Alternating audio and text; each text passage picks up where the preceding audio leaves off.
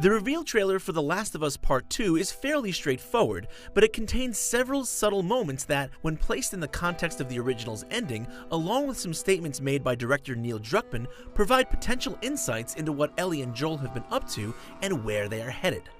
Our first hint is the trailer's second establishing shot, which transitions from a wide view of a lush forest to this tighter angle that gives us a closer look at this one tree right here. You can see that there are 3 deep gashes, likely claw marks, torn into the bark. While it's possible a large animal like a bear could have done that kind of damage, it's unlikely that the camera has focused here for something so trivial.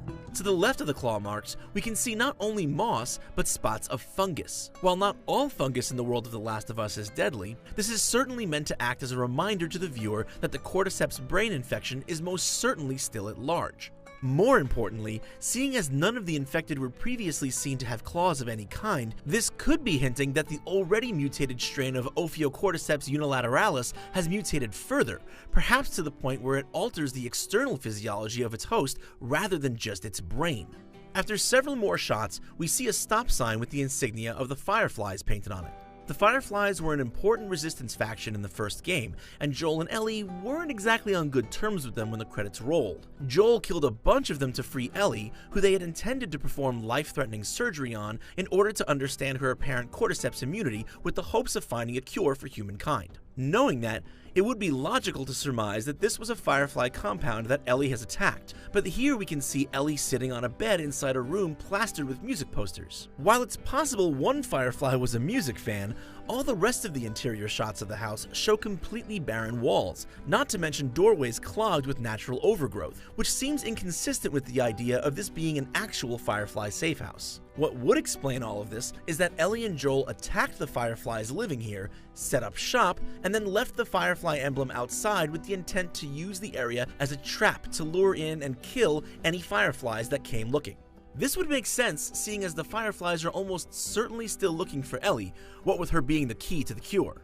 But is she really? When we first see her here, her hand is uncontrollably shaking. The obvious reason would be that she's hopped up on adrenaline after killing the 3 people we see in the living room, the bathroom, and at her feet, all of whom had fresh blood on them, indicating that she just finished them off. However, shaking hands can also be the result of neurological degradation.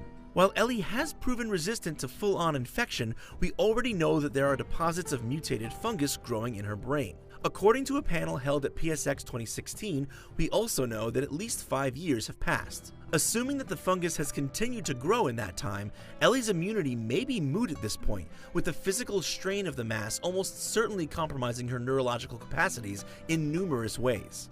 Handshakes are likely the very least of Ellie's symptoms at this point. Speculating further, we see what appears to be a bite on her neck. She was originally infected by a bite on her arm, so this one is certainly new. If cordyceps has indeed mutated and she suffered an attack from some new form of infected, her immunity to the old strain may not completely protect her. Keep all of this in mind as we get into Joel's part in this reveal.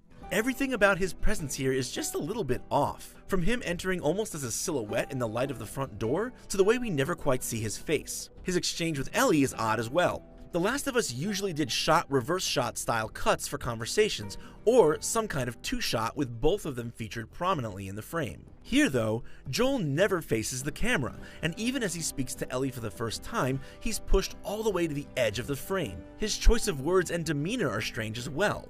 He nonchalantly asks, "What are you doing, kiddo?" seemingly unfazed by the prospect of her brutally murdering 3 people and then playing the guitar over one of their corpses. He questions her further, asking if she's going to go through with this, but the deed is already done. This is all completely at odds with the conversational tone established between the 2 characters in the original. These odd, vague questions, combined with Ellie's response that she is going to kill all of them, have led to a popular fan theory that in the intervening years, the Fireflies killed Joel in their pursuit of Ellie, that Ellie, consumed by rage, has vowed revenge, and that this version of Joel exists only in her mind. While this makes sense on some levels, here's another read, that the presence of a growing foreign matter in her brain has begun to compromise her mental faculties. She may even finally be in the early stages of turning entirely, seeing as increased agitation and physical aggression are the earliest symptoms of the cordyceps infection. And if we're meant to experience the entire story from her perspective, she would likely serve as an unreliable narrator of sorts, meaning that Joel could be alive, or he could be dead at the hands of the Fireflies, or he could even be dead by her hands, and her mind is just crafting a narrative to justify the nameless rage her condition is beginning to fill her with. Even seemingly mundane details about the trailer indicate that the entire scene inside the house is nothing but a patchwork construct pieced together from fragments of Ellie's memory. First off, she's wearing what appears to be Riley's shirt from the Left Behind story DLC, and the guitar she's playing is actually a sneaky reference to a live stage performance called One Night Live. It starred both Troy Baker and Ashley Johnson, both reprising their roles as Joel and Ellie, and it ends with Joel gifting a guitar to Ellie as he reminds her that he once promised to teach her how to play. We never see this in the actual game, but this stage performance was directed by Druckmann himself, making it more or less canon. Both of these details are linked to what would be powerful, intimate memories of two people that Ellie loved deeply, so it would make sense for them to show up in a dream or a hallucination.